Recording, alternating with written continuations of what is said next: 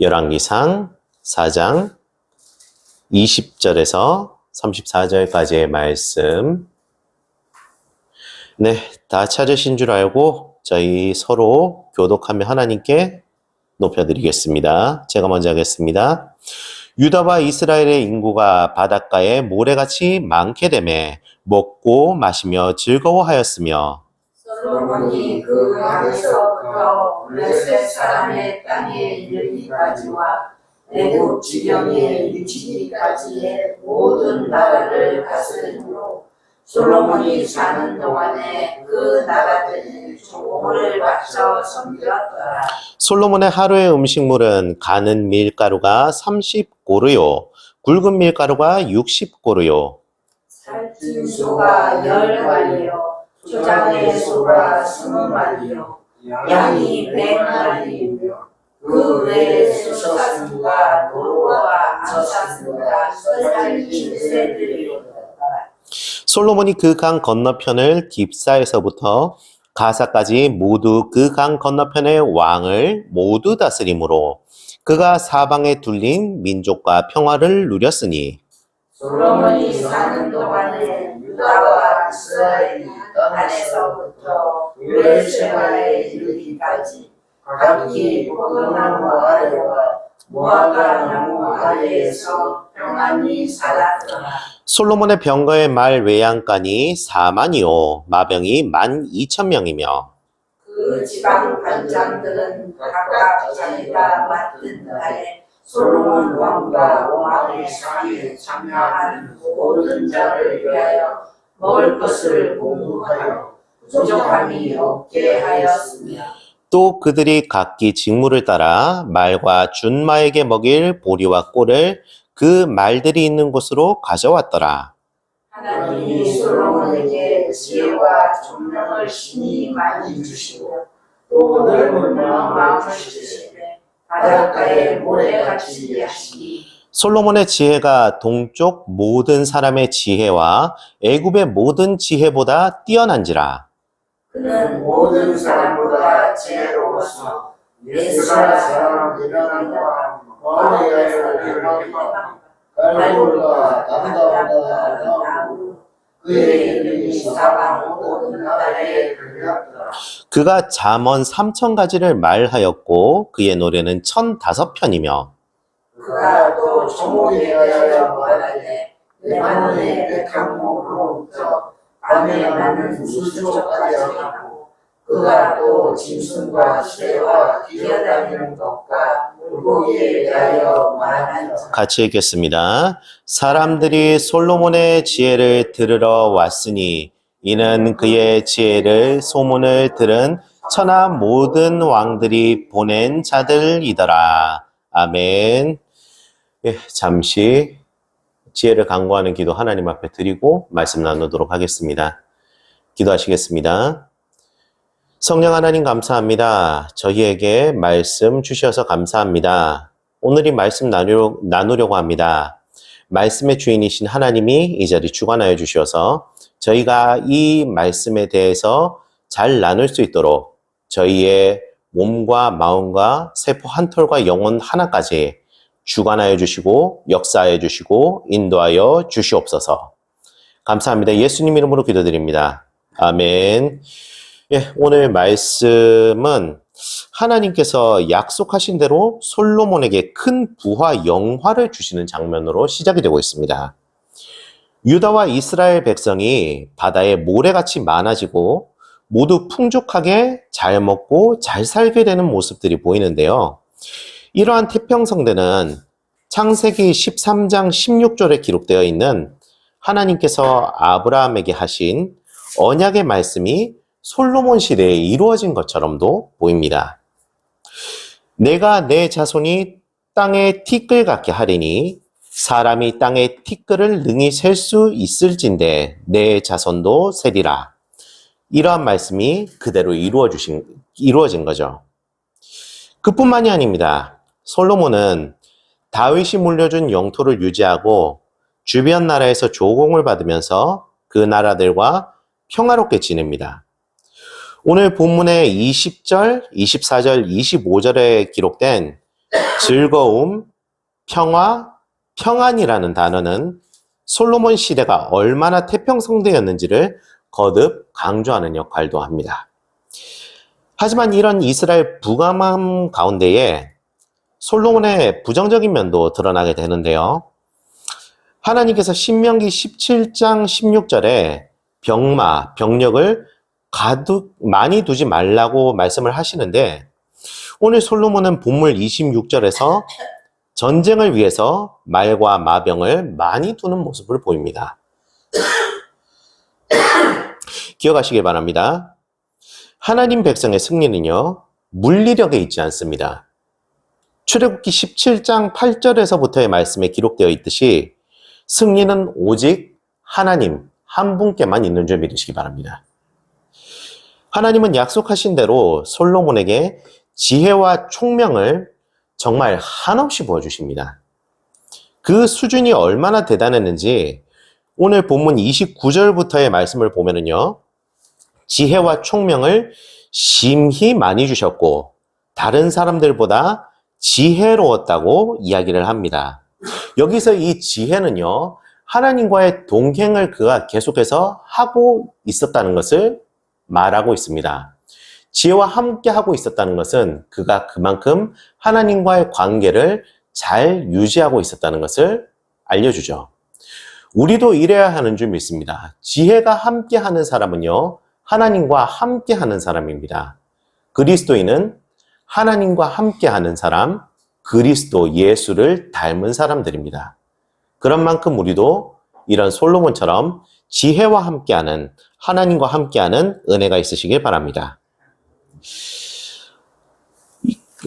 오늘 주신 것은 비단 이러한 지혜뿐만이 아니라 이 지혜와 더불어서 바닷가의 모래같이 헤아릴 수 없는 넓은 마음도 주셨다고 기록이 되어 있습니다.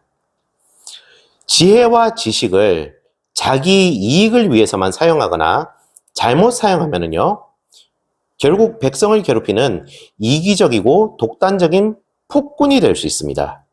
하지만 솔로몬은 그렇게 하지 않았습니다. 지혜의 주인인 하나님과 그는 계속 올바른 관계를 유지하고 있었고요. 그가 당대 최고의 지혜자라 불렸던 고대 근동과 애굽의 지혜를 뛰어넘었다고 그렇게 기록이 되어 있는데요. 이러한 솔로몬의 지혜는 그가 얼마나 많은 재주를 가지고 있었는지 많은 잠언과 노래를 지었다고 기록이 되어 있습니다. 그는 그뿐만이 아니라 식물이나 동물 등 모든 생명체에 대한 지식을 가졌다고 이야기를 하고 있는데요. 이러한 것은 그가 하나님께 받은 지혜를 정말 풀로 활용을 하고 있었다는 것을 의미를 하고 있습니다. 올바른 관계를 유지하니 그가 다른 사람들보다도 훨씬 더 뛰어난 능력을 가지게 되었고 그 능력을 10분 발휘해서 하나님의 사람으로서 세상에 드러낼 수 있는 모든 영광을 또한 드러냈다는 것을 의미하고 있습니다. 기억하시길 바랍니다. 솔로몬이 가지고 있었던 이 당대 최고의 지혜자라는 명성은요, 그 지혜의 근원이신 하나님께서 주신 것인 줄 믿습니다. 하나님과의 관계가 유지되고 있는 한 우리도 이러한 하나님과의 관계를 유지하는 솔로몬처럼 올바른 모습, 당대 최고의 지혜자처럼 하나님의 지혜를 드러내는 자로서의 모습을 보입니다. 여러분, 등대를 알고 계시죠? 등대는요, 아주 어두운 밤에 그 윗머리에 누군가가 붙인 불을 계속해서 보여주는 것으로 사람들에게 길을 알려주고 배가 안전하게 다닐 수 있게 합니다. 그런 것처럼요, 우리에게 불을 붙이실 수 있는 분은 오로지 하나님 한 분뿐이십니다. 하나님 한 분뿐이 우리에게 불을 붙여주실 수 있는 분인데 그분이 계시지 않으면 우리는 계속 어둠의 상태에서 침체되어 계속 어두운 망망대해 속에 있다는 것이죠. 솔로몬은 그와 정반대의 사람입니다. 그런 만큼 하나님과의 가까운 관계를 유지하고 있는 사람이기도 하죠. 하나님과의 가까운 관계를 유지하고 있다는 그 부분이 오늘 특히 강조할 수 있는 딱 하나의 부분, 넓은 마음이기도 합니다. 세상에 지혜롭고 통찰력이 있다는 사람들은 정말 많습니다. 그런데 넓은 마음까지 갖춘 사람은요, 정말 드물다고 할 수 있습니다. 하나님께서 주신 이 넓은 마음은 바닷가의 모래같이라고 비유되어 있습니다. 바닷가의 모래를 헤아릴 수 있을까요? 그 마음이 얼마나 넓고 넓은지 다 헤아릴 수조차 없다고 되어 있는데, 그에 반해 나의 마음의 깊이와 넓이를 재보면 아마 손바닥 한 뼘은커녕 손톱 한 톨도 되기 어려울 수도 있습니다. 그렇다 보니 오로지 자신만이 옳다고 생각하고 다른 사람을 받아들일 공간이 존재하지 않는 경우도 생기게 되는 것이죠. 우선되는 것은 오직 내 뜻대로, 내 마음대로, 내 생각대로인 것입니다. 심지어 남을 위하는 척하면서 실상은 타인을 이용해서 남들에게 내 평가를 올릴 생각만 하고, 그리고 내 마음대로 되지 않으면 내 마음대로 움직이지 않은 남의 탓을 하게 됩니다. 이런 사람은요, 입으로는 하나님을 믿는다고 고백하지만, 그렇게 살고 있다고 생각을 하지만 실상은 오로지 자신을 위해 사는 사람입니다. 하나님과 다른 사람은 오로지 자기의 도구라고 생각하고 있고, 정말 무서운 점은 자기도 모르게 이미 그 사상을 자기의 제일 기반 근저에 깔고 있다는 것입니다. 자기를 가장 지혜롭다고 여기지만, 자기가 등대의 불빛이라고 생각하고 있지만 실상은 그 불빛의 근원이신 하나님과의 관계가 멀어진 관계성을 잃은 상태로 살아가고 있는 것이죠. 이와 반대로 솔로몬이 가진 이 넓은 마음은, 다시 말하자면 하나님과의 올바른 관계를 통해 형성된 관계, 하나님의 영이 항상 함께하고 있는 상태라고 할 수 있습니다. 성령, 하나님의 영을요, 히브리어로 표현을 하면 루아흐라고 합니다. 루아흐는요, 창세기에서의 표현을 빌리자면 숨결이라고 표현이 됩니다. 호흡은요, 우리가 늘 하나님과의 함께하고 있는 상태를 의미하고 있다고 해도 과언이 아닌 것입니다. 우리가 육체적으로는 늘 하나님과 함께하고 있다고 하는데, 우리의 영혼은 이런 루아흐의 상태처럼 24시간 늘 하나님과 함께하고 계십니까? 한번 생각해보고 오늘 하나님 앞으로 다시금 돌아가게 되는 계기가 되었으면 좋겠습니다. 우리는 등대입니다. 그렇지만 우리의 등대에 불을 붙일 수 있는 분은 우리와 올바른 관계를 가질 수 있는 오로지 단 한 분, 하나님 한 분뿐이신 줄로 믿습니다. 그럴 때에 그렇게 함께하는 삶을 살아갈 때에 우리의 영은 하나님과 함께하는 상태로 살아가게 되는데요. 오늘 솔로몬의 이런 상태를 현 시대 그리스도인에게 익숙한 말로 표현을 하자면 성령의 열매를 맺는 삶이 바로 바다의 모래 같은 삶, 등대의 불 같은 삶이 아닌가라고 저는 조심스럽게 생각을 하고 있습니다. 그 대표적인 모습이 바로 열왕기서 초반부의 솔로몬의 모습이라고 저는 생각합니다. 하나님의 이웃을 사랑하고 하나님을 기뻐하고 하나님으로 기뻐하고 하나님을 기뻐하는 희락의 사람이며, 하나님이 허락하신 화평을 지키려고 애썼고 1000번째 오래 참음으로 드렸으며, 가장 낮은 이에게 귀 기울이는 자비와 하나님이 우리에게 주신 선한 양심에 따라 올바른 선택을 할 수 있는 용기의 양선을 따랐고, 하나님의 뜻에 먼저 귀 기울이는 충성과 어머니의 따뜻하고 부드러운 마음을 아는 하나님이 허락하신 온유와 자기가 아닌 하나님을 우선하여 욕심 부리지 않는 절제가 솔로몬에게는 있었습니다. 시작이 하나님이고 끝이 하나님인 모습이었죠.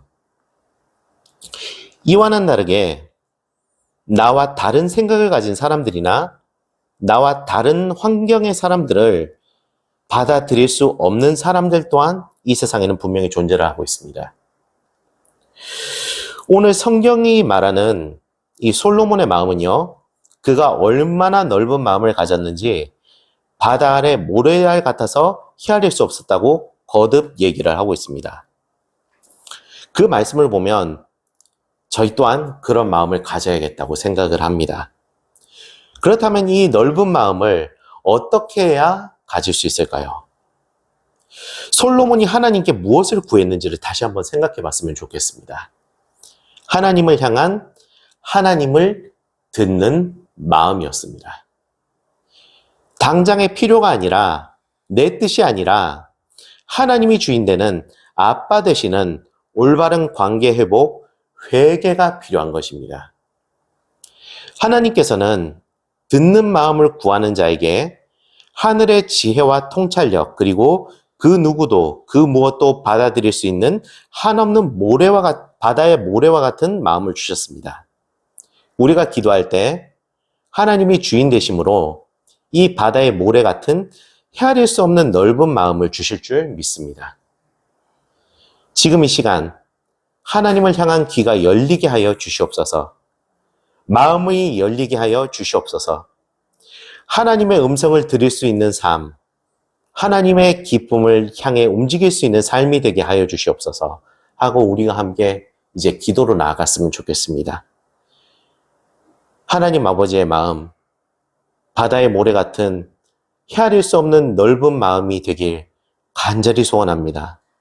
하나님, 솔로몬의 부요함을 바라보는 것이 아니라 약속을 이루시는 신실하신 하나님을 바라보게 하여 주시옵소서. 제게도 넓은 마음을 허락하여 주셔서 하나님이 베푸신 것들을 이웃과 나누고 화평을 전하며 살게 하여 주시옵소서. 하나님이 제 삶을 다스리시니 저는 누구보다 부유한 인생인 줄 믿습니다. 하늘로부터 내려오는 하나님의 생각과 지혜, 그 마음이 삶 가운데 임하기를 기도합니다. 예수님, 역사하심에 감사합니다. 주님을 갈망합니다. 그렇게 행하실 예수님을 찬양하고 또 찬양하오니 우리의 삶을 끝까지 인도하여 주시옵소서. 그 평안에 살게 하여 주시옵소서. 감사드리오며 이 모든 것 우리의 주인 되신 예수 그리스도 이름으로 기도드립니다. 아멘.